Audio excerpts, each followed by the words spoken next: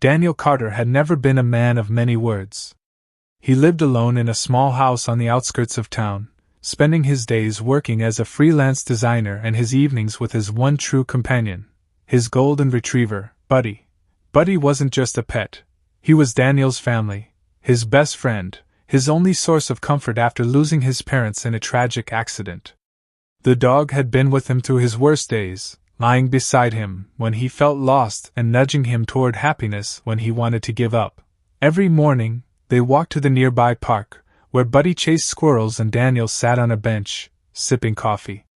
Every night, Buddy curled up beside him on the couch, his warmth a reminder that he was never truly alone. But one terrible night, everything changed. It was late, and Daniel had just finished his work when Buddy started barking loudly at the front door. "What's wrong, boy?" Daniel asked, walking over. As he opened the door, Buddy sprinted out into the yard. Daniel barely had time to react before a black van screeched to a stop in front of his house. A man in a dark hoodie jumped out, grabbed Buddy, and shoved him into the vehicle. "No!" Daniel shouted, running barefoot toward the van. The tires screeched as the van sped away, disappearing down the dark road. Daniel chased it for as long as he could, his heart pounding, his lungs burning. But he was too late. Buddy was gone. Daniel didn't sleep that night.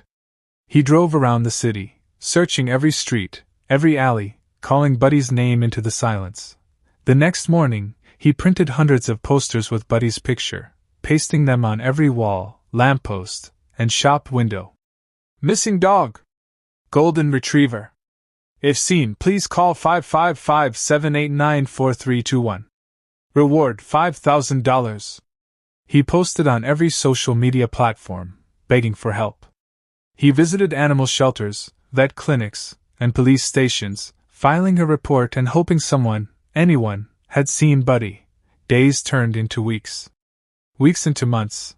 People started telling him to move on. "It's just a dog," some said. But to Daniel, Buddy wasn't just a dog. He was his family. Even when his savings ran low, even when he had to sell his gaming console and his old watch to increase the reward money, Daniel never stopped looking. He couldn't. The first lead. One evening, nearly 6 months later, Daniel sat at his desk, scrolling through an online pet-selling website. His heart ached as he saw countless dogs being sold. And then, he froze. A photo of a golden retriever. Same deep brown eyes. Same scar on the right ear from when Buddy had cut himself on a fence. It was him. Buddy. The seller's profile showed an address not far from town. Hands trembling, Daniel called the police, reporting that he had found his stolen dog. Then, without waiting for them, he grabbed his car keys and drove straight to the location. Daniel parked outside a rundown house. He could hear barking from the backyard. His pulse pounded as he walked through the gate. A rough-looking man stood there, talking to a potential buyer, and beside him, on a short leash, was Buddy, thinner, sadder, but still his Buddy. Daniel didn't hesitate. "That's my dog!" he yelled, running toward Buddy. Buddy's ears perked up. For a second, he seemed confused. But then, his tail started wagging furiously. He yanked at the leash, whining, trying to get to Daniel. The man holding the leash scowled. "Hey! Get lost! This dog's for sale!" Daniel's fists clenched. "That's my dog, and I have proof. I already called the police!"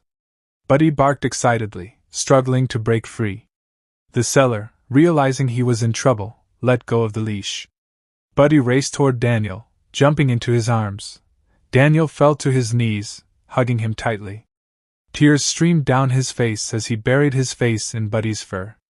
"I found you, boy. I found you," he whispered. Minutes later, the police arrived. The man was arrested for pet theft and illegal animal trading. But Daniel didn't care about anything except the warm, familiar weight of Buddy in his arms. He had him back. That night, for the first time in months, Daniel slept peacefully, with Buddy curled up beside him. The house no longer felt empty. His heart no longer felt broken, because his best friend was finally home.